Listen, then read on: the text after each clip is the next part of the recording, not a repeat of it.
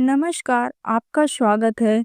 दोस्तों, शरद पूर्णिमा के चाँद के बाद जो चौथ पड़ती है, उस दिन करवा चौथ मनाया जाता है। देश भर और विदेशों में भी भारतीय महिलाएं अपने पति की लंबी उम्र के लिए करवा चौथ का व्रत करती हैं।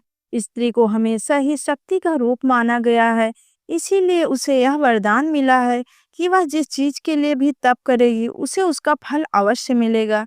इसीलिए महिलाएं करवा चौथ के व्रत के रूप में अपने पति की लंबी उम्र के लिए एक तरह से तप करती हैं।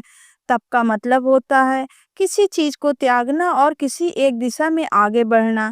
पहले के जमाने में ऋषि मुनि इसी कारण तप करते थे और सिद्धि प्राप्त करते थे। महिलाएं इस दिन निर्जल व्रत करती हैं। चौथ का चांद हमेशा देर से निकलता है। यह एक तरह से महिलाओं की परीक्षा होती है कि वे अपने पति के लिए कितना त्याग कर सकती हैं। कई बार तो ये देर रात तक नहीं दिखता। यह मौसम ऐसा होता है कि कई बार बादल घिर जाते हैं और चांद नजर ही नहीं आता। ऐसे में महिलाएं देर रात या अगले दिन तक अपना व्रत नहीं तोड़ती। दोस्तों, करवा चौथ से जुड़ी एक प्राचीन कथा का उल्लेख मिलता है, जहां कहा जाता है कि करवा चौथ के दिन महिलाओं को यह कथा अवश्य सुननी चाहिए। इस कथा को सुनने से ही व्रत संपन्न होता है, माता रानी की कृपा होती है और स्त्री सदा सुहागन रहती है। तो चलिए आपको सुनाते हैं करवा चौथ की कथा। एक समय की बात है जब अर्जुन तपस्या करने के लिए नीलगिरी पर्वत पर जाते हैं और उनकी कोई खबर न मिलने पर द्रौपदी बहुत चिंतित हो जाती हैं। तब द्रौपदी भगवान श्री कृष्ण का ध्यान करती हैं। द्रौपदी के पुकारने पर भगवान श्री कृष्ण उस स्थान पर प्रकट होते हैं और कहते हैं, हे द्रौपदी, क्या बात है? तुम चिंतित दिखाई पड़ रही हो। तुमने मुझे याद क्यों किया? क्या कोई संकट आन पड़ा है? क्या कोई दुविधा है? तो अवश्य पूछ लो। तुमने मेरा ध्यान किया, इसलिए मैं तुमसे मिलने के लिए चला आया। द्रौपदी कहती है, हे केशव, बहुत दिन बीत गए हैं। अर्जुन वन में तपस्या करने के लिए गए हैं और अभी तक लौटकर नहीं आए, इसीलिए मैं चिंतित हूँ। तब भगवान श्री कृष्ण कहते हैं, हे द्रौपदी, चिंता मत करो। अर्जुन की रक्षा के लिए तुम करवा चौथ का व्रत करो। इससे अर्जुन के ऊपर कोई आँच नहीं आएगी। द्रौपदी, हे केशव, यह कौन सा व्रत है और इसे कैसे करना चाहिए? इसे करने से किस प्रकार से मेरे पति अर्जुन के प्राणों की रक्षा होगी? श्री कृष्ण कहते हैं, हे द्रौपदी, यह व्रत सभी सुहागिन महिलाएं रखती हैं। इस व्रत को रखने वाली स्त्री सदा सुहागन रहती है, इसीलिए तुम इस व्रत को करो। इस व्रत के विषय में एक प्राचीन इतिहास है जो मैं तुम्हें सुनाता हूँ। इस कथा का श्रवण करने से तुम्हें सभी प्रश्नों के उत्तर प्राप्त होंगे। जो भी सुहागिन स्त्री करवा चौथ का व्रत करके इस कथा को सुनती है, उसे इस व्रत का फल करोड़ गुना अधिक प्राप्त होता है। द्रौपदी कहती है, हे केशव, कृपया मुझे यह कथा सुनाइए। मैं इस कथा को ध्यान से पूरा अवश्य सुनूंगी। तब श्री कृष्ण द्रौपदी को कथा सुनाने लगते हैं। हे द्रौपदी, प्राचीन समय की बात है। मध्य देश में एक अत्यंत शोभायमान नगरी थी। उस नगरी में एक धनी और प्रतिवैश्य परिवार में 5 भाई और उसकी एक बहन रहती थी। उन 5 भाइयों के नाम हरिदास, काशीदास, गोविंद, अमृतेश और धनंजय था और उसकी बहन का नाम मालिनी था। पांचों भाइयों का विवाह हो चुका था। उसकी पत्नियां भी अत्यंत गुणवान और सुंदर थी। उनके नाम सुमित्रा, सुनंदा, रुक्मणी, शकुंतला और सुरंजना थे। मालिनी के सभी भाई अपनी बहन मालिनी से बहुत अधिक प्रेम करते थे। वे अपनी हर जरूरत का त्याग करते थे। उन्होंने अपनी बहन को राजकुमार की तरह रखा था। वे अपनी बहन से इतना अधिक प्रेम करते थे कि उनकी हर इच्छा को पूरा करने के लिए तत्पर रहते थे। बचपन से ही उन्होंने अपनी बहन को बहुत लाड प्यार से पाला था। मालिनी भी बचपन से ही विनम्र, शालीन और धार्मिक प्रवृत्ति की थी। वह अपने माता पिता और भाइयों का अत्यंत आदर करती थी। उसकी सरलता और मृदु स्वभाव के कारण उसे सभी बहुत पसंद करते थे। मालिनी की भाभियां भी उससे बहुत स्नेह करती थी और मालिनी भी अपनी भाभियों को आदर और सम्मान देती थी। किंतु जब मालिनी जवान हुई तो उन 5 भाइयों ने अपनी बहन के विवाह की चिंता सताने लगी। वे अपनी बहन को अपने से दूर नहीं करना चाहते थे, किंतु मालिनी का विवाह करना भी अनिवार्य था, क्योंकि जवान कुमारी स्त्री को घर पर अधिक समय के लिए नहीं रखना चाहिए और सभी भाई इस बात को जानते थे। तब मालिनी के भाई काशीनाथ ने अपने बड़े भाई हरिदास से कहा, हे भ्राताश्री, अब हमारी बहन विवाह के योग्य हो गई है, हमें उसका विवाह कर देना चाहिए। हरिदास ने भी कहा, हाँ काशीनाथ, तुम उचित कह रहे हो, अब हमारी बहन विवाह के योग्य हो गई है, हमें उसका विवाह अवश्य करना चाहिए। फिर हरिदास ने अपनी बहन के विवाह के लिए वर की खोज आरंभ की। एक दिन हरिदास की पत्नी ने कहा, हे स्वामी, आपकी छोटी बहन अब विवाह के योग्य हो गई है और उसके लिए आपको वर खोजना चाहिए। हरिदास ने कहा, हे प्रिय, मुझे यह बात पता है, इसीलिए मैं मेरी बहन के लिए उत्तम वर की खोज कर रहा हूँ। हरिदास की पत्नी सुमित्रा कहती है, हे स्वामी, मेरी दृष्टि में एक युवक है जो हमारी मालिनी के लिए उत्तम वर होगा। मालिनी उस युवक से विवाह करके बहुत खुश रहेगी। हरिदास ने कहा, हे प्रिय, कौन है वह? तुम मुझे उसके बारे में बताओ। सुमित्रा कहती है, हे स्वामी, हमारे पास ही के गांव में सोमनाथ के वैश्य रहते हैं। उनके पुत्र का नाम धर्मदास है। वह अत्यंत गुणवान, चरित्रवान और धनवान है। उनके घर में किसी चीज की कोई कमी नहीं है। वे हमारे करीबी रिश्तेदार भी हैं। यदि आप मालिनी का विवाह उनसे कर देते हैं तो हमारी मालिनी बहुत खुश रहेगी। हरिदास कहते हैं, वाह सुमित्रा, तुमने तो मेरे मन का बोझ हल्का कर दिया। मैं भी बहुत समय से मालिनी के लिए उत्तम वर की खोज कर रहा था, किंतु तुम्हें भी तुम्हारी ननद की बहुत अधिक स्नेह है और तुमने यह बहुत ही शुभ समाचार सुनाया है।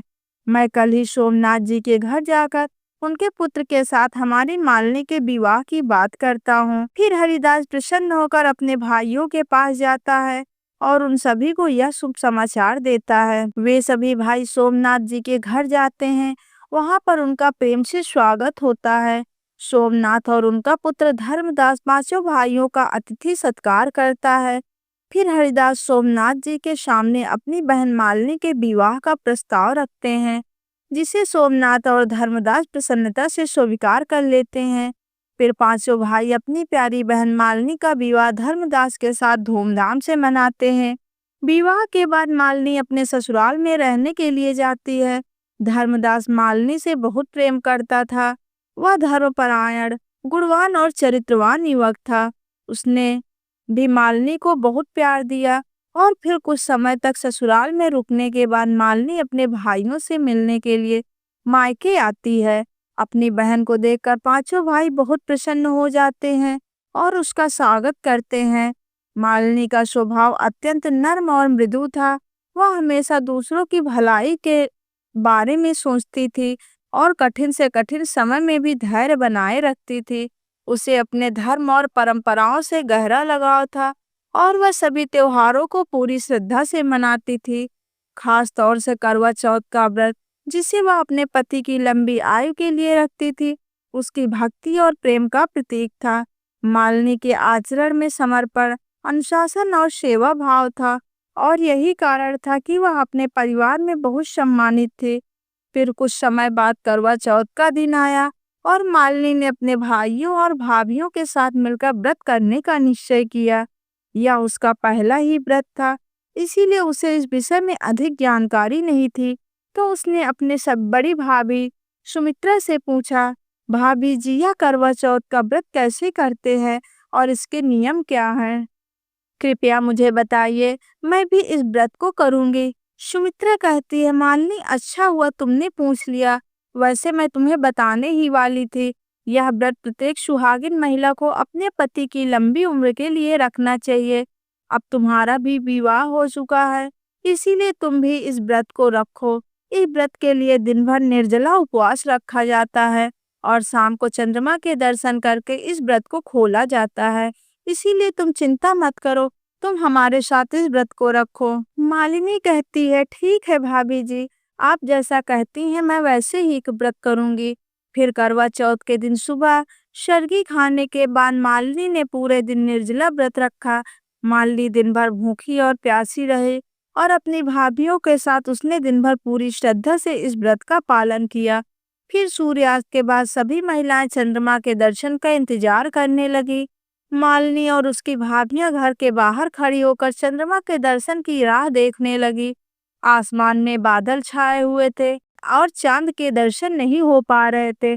मालिनी बहुत भूखी थी और अब उसे भूख सहन नहीं हो रही थी।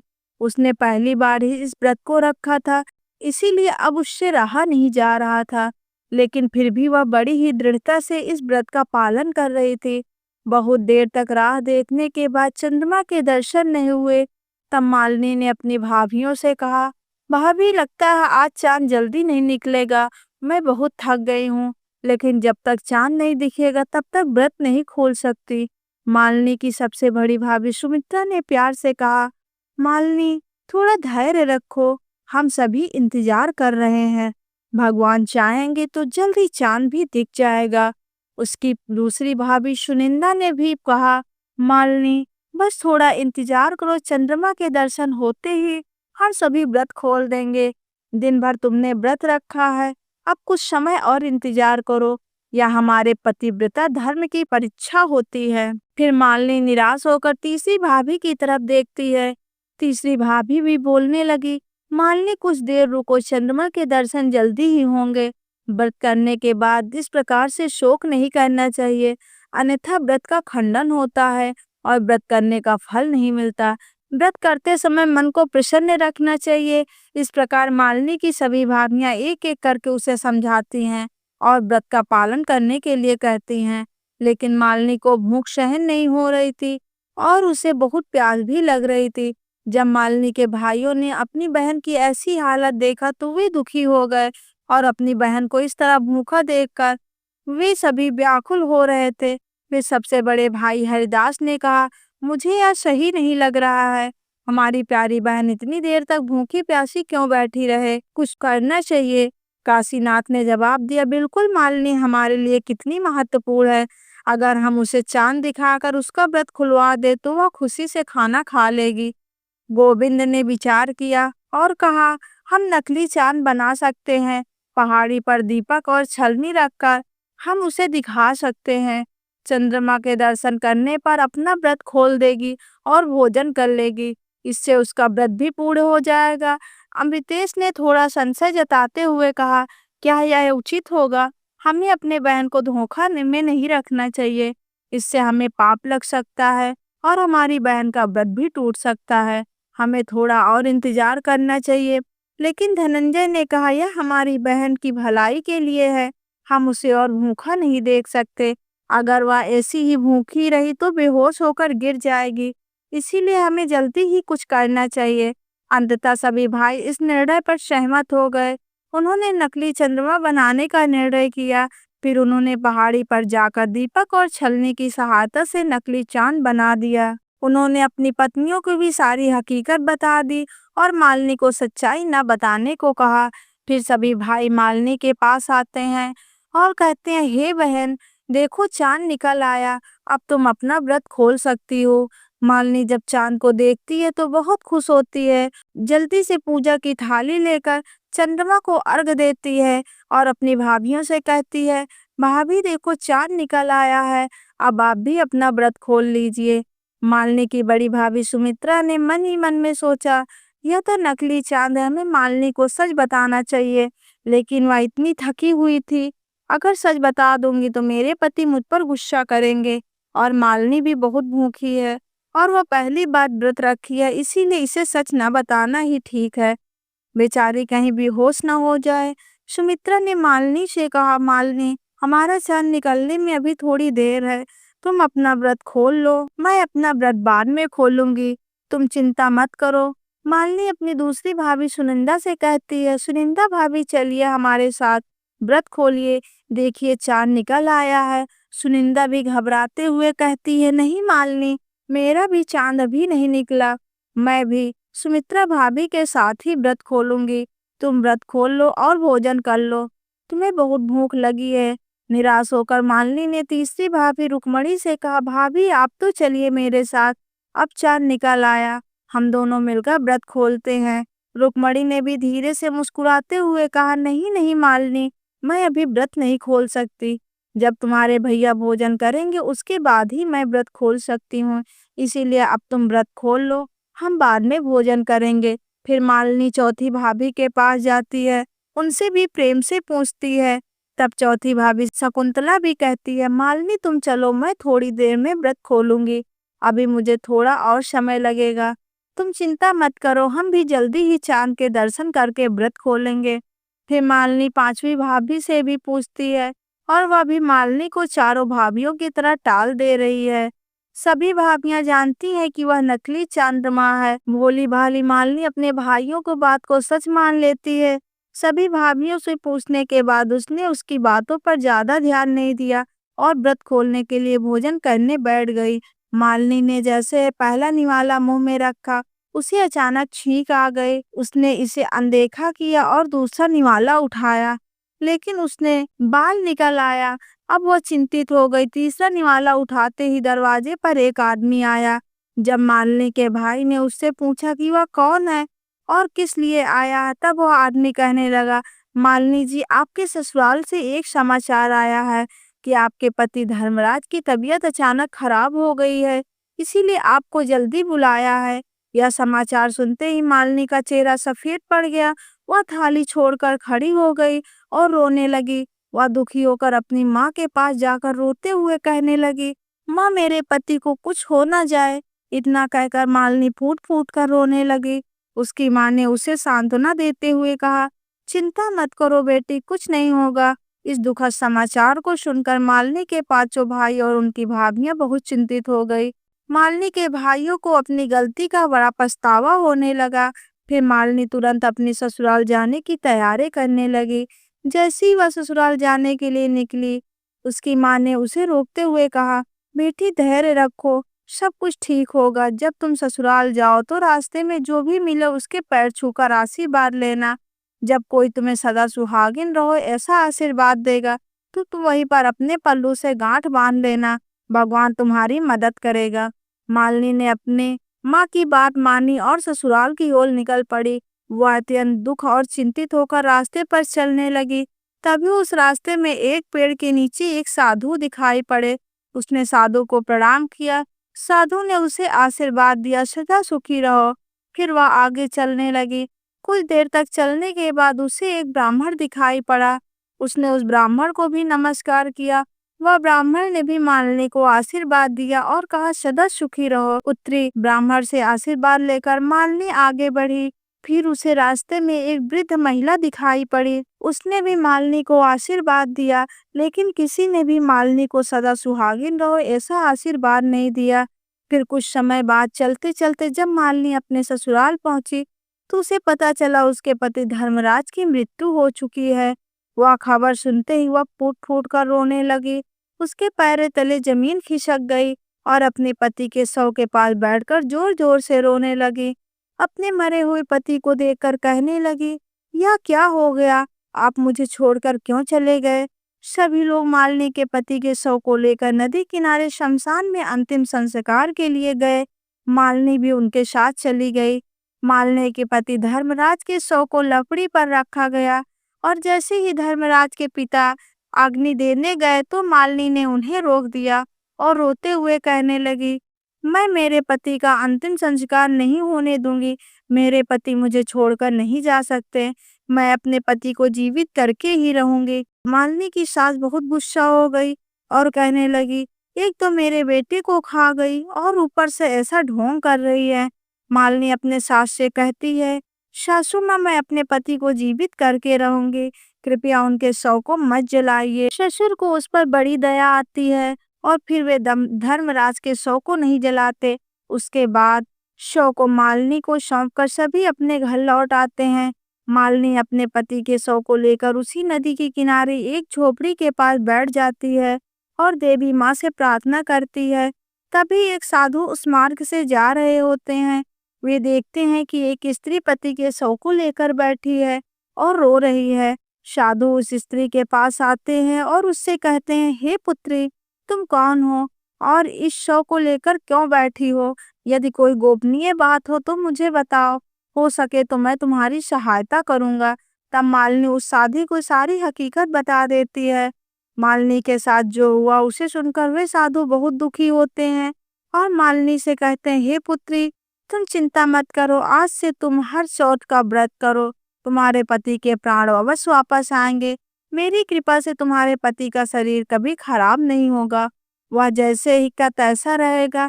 इतना कहकर साधु उस स्थान से अंतर ध्यान हो जाते हैं। फिर मालिनी अपने पति के शव को लेकर उसी झोपड़ी के पास बैठी रहती है। वह आने वाली हर चौथ का व्रत करती है, साल भर के चौथ का व्रत करती है। अगले साल फिर से करवा चौथ आई और मालिनी ने पूरे श्रद्धा और विश्वास के साथ व्रत रखा। उसने देवी माँ पार्वती से प्रार्थना की, माँ मेरी भक्ति को स्वीकार करो, मुझे मेरे पति का जीवन वापस दो। मालिनी की श्रद्धा और भक्ति से देवी माँ प्रसन्न होती हैं और उस स्थान पर प्रकट होती हैं। देवी माँ मालिनी से कहती हैं, हे पुत्री, तुम्हारी भक्ति और प्रेम अद्वितीय है। तुम्हारी तपस्या ने मुझे प्रसन्न किया है। वरदान मांगो, जो तुम चाहती हो। मालिनी ने हाथ जोड़कर कहा, माँ मुझे मेरे पति का जीवन वापस चाहिए, मैं उनके बिना नहीं रह सकती हूँ। कृपा करके आप मेरे पति को जीवित कर दीजिए, बस यही मेरी कामना है। देवी पार्वती मुस्कुराते हुए कहती हैं, हे पुत्री, तुम्हारी भक्ति और निष्ठा से प्रसन्न होकर मैं तुम्हारे पति को जीवन दान देती हूँ और यह वरदान देती हूँ कि जो भी महिला सच्चे मन से करवा चौथ का व्रत करेगी का सौभाग्य अखंड रहेगा। इतना कहकर देवी पार्वती उस स्थान से अंतर ध्यान हो जाते हैं। फिर मालिनी अपने पति को जीवित देखकर बहुत प्रसन्न होती हैं और अपने पति को लेकर घर पर जाती हैं। जब मालिनी की सास अपने पुत्र को जीवित देखती है तो आश्चर्यचकित होती है और अपनी बहू को प्रणाम करते हुए कहती है, हे बहू, तुम साक्षात देवी हो, मुझे क्षमा करो, मैंने तुम्हें बुरा भला कहा। मालिनी भी अपनी सास को माफ कर देती है और प्रसन्नता से उन्हें प्रणाम करती है। फिर मालिनी अपने पति के साथ प्रसन्नता से रहने लगती है। मालिनी के पति के जीवित होने की खबर जब उनके भाइयों और भाभियों को होती है तो वे भी अत्यंत प्रसन्न होते हैं और माता रानी को हाथ जोड़कर धन्यवाद करने लगते हैं। भगवान श्री कृष्ण कहते हैं, हे द्रौपदी, इस प्रकार से करवा चौथ का व्रत करने से महिलाएं सदा सुहागिन रहती हैं। तो दोस्तों, इस प्रकार से मालिनी की भक्ति और श्रद्धा से और उसके द्वारा करवा चौथ का व्रत करने से उसका पति जीवित हो गया। इसीलिए प्रत्येक महिला को करवा चौथ का व्रत पूरी श्रद्धा और भक्ति से करना चाहिए। मालिनी के पति को जीवन दान मिल गया और वह अपने पति के साथ सुखपूर्वक जीवन बिताने लगी। उसकी भक्ति और विश्वास ने उसे जीवन का सबसे बड़ा वरदान दिया और करवा चौथ का व्रत संसार भर की महिलाओं के लिए सौभाग्य और प्रेम का प्रतीक बन गया। तो दोस्तों, उम्मीद है आपको यह कथा पसंद आई होगी। वीडियो को लाइक जरूर करें और कमेंट में जय श्री कृष्ण, जय माँ करवा अवश्य लिखें। साथ ही चैनल को सब्सक्राइब करें। आप सभी का धन्यवाद।